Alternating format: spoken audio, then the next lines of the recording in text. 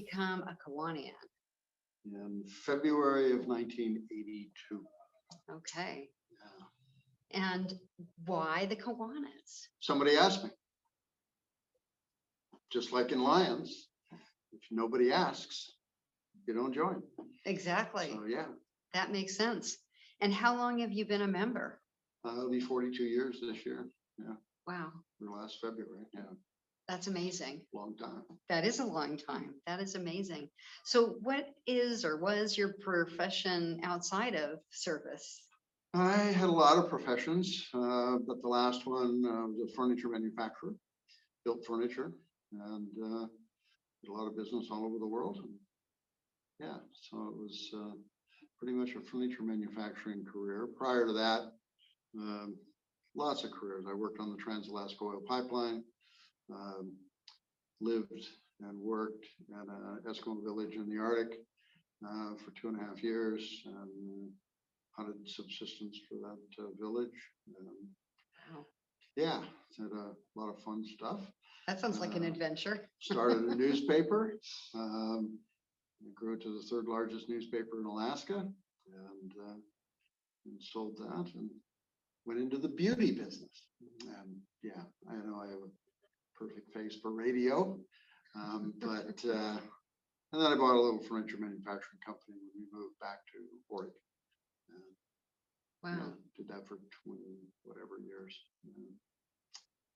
So yeah. Wow, that's amazing. So what significant memory would you like to share? Either a fundraiser, a special project, some community service, something that is, just kind of brings back really good memories for you. The really good memories was, I have many in my Kiwanis experience, but I just ran into Art Abbott, Kiwanian in the Gresham Lions. And when I was in the Gresham Kiwanis Club, Art and many of the members of the Gresham Lions, about 25 years ago now, Pat Swift was a member of that club, and Pat is an ardent duck fan, and I am an ardent beaver fan.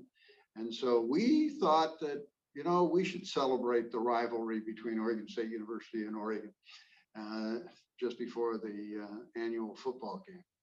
And so the Gresham Lions and the Gresham Kiwanis, we did that for 20 plus years and raised a lot of money for each one of our clubs. And it was great. The Kiwanis Dornbecker Children's Cancer Program was part of the paddle raise and fundraising one year when Kiwanis would choose, and then the next year it was your site and that kind of thing. Site and Hearing Foundation. And Oregon Guide Dogs was a big deal for the Gresham Lions, and so we got involved in that. And 2 of our Kiwanians became guide dog puppy setters or something, as puppy sitters, and so yeah, it was just a marvelous, not just annual relationship, but it really showed how collaboration. We got a lot of stuff done. Right. And many of the Lions would help us on our projects. We'd help the Lions on their projects, and it was just all about the community. And right. So yeah, that's the longevity of that project, and also the friendships that were made. I mean, Art, walk up, you remember me? Really, Art? Of course, and so yeah, that's I can admit that's one of the big highlights of my 42 years in Kiwanis and community service. Right. So yeah, community service brings us all together. It should, yes, and can. I'm a big proponent of that, and so yeah. Thank you for asking that question. That brings back a lot of memories. I'm sure. Of things. I'm sure. Yeah, so what offices have you held over the many years of service, or awards that you've achieved? In 42 years, you pretty much accumulate stuff, and I don't know what the structure is. I think our clubs have presidents and secretaries and treasurers and all of that, and of course, yes. And then in our organization, The next step at the district level is what we refer to as lieutenant governors. Okay. And we sit on the board of the district. And of course, our district is Northern California, Oregon, Washington, the Panhandle of Idaho, British Columbia, Yukon Territory, and Alaska. So, yeah, and so as a lieutenant governor, you travel all over and do a lot of meetings and such. I served on the district finance committee for 12, 13 years, something like that. Fundraising committees. And in 2010, our governor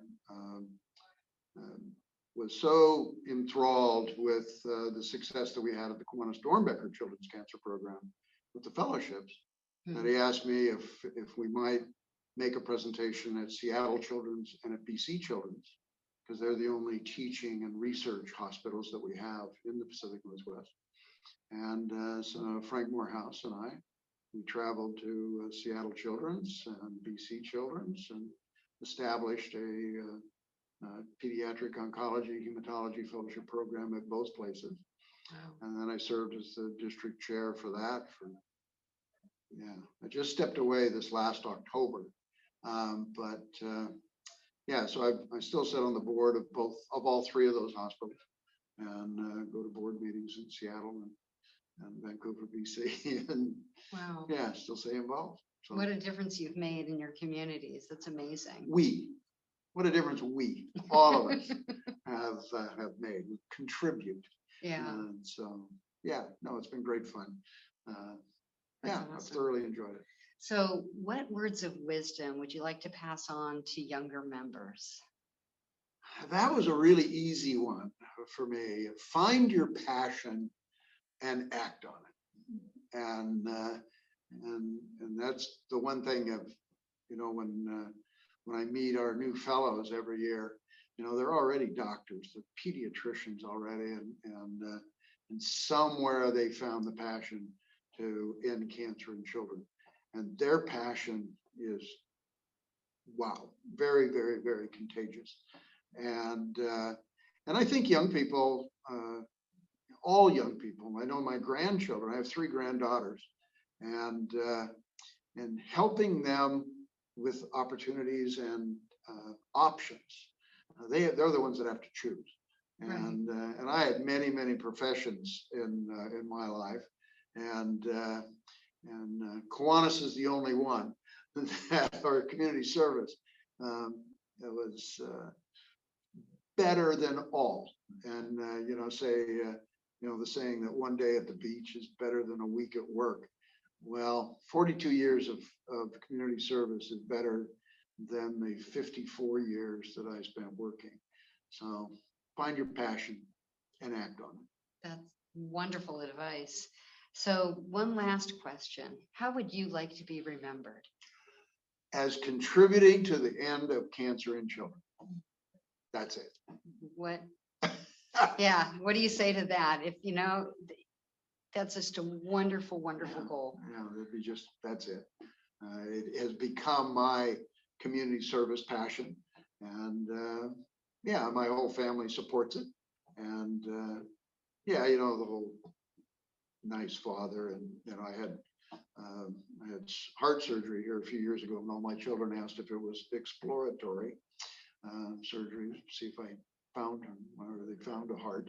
And so that's the kind of comical relationship that we have in our family. But yeah, if there was to be an epitaph, that would be a real reward of somebody said, John did everything he could to contribute to ending cancer in children. Yeah. Awesome. Yeah. Well, thank you so much for sharing your memories and keeping them alive through the video process. And thank you so much for your service in the communities. Thank you.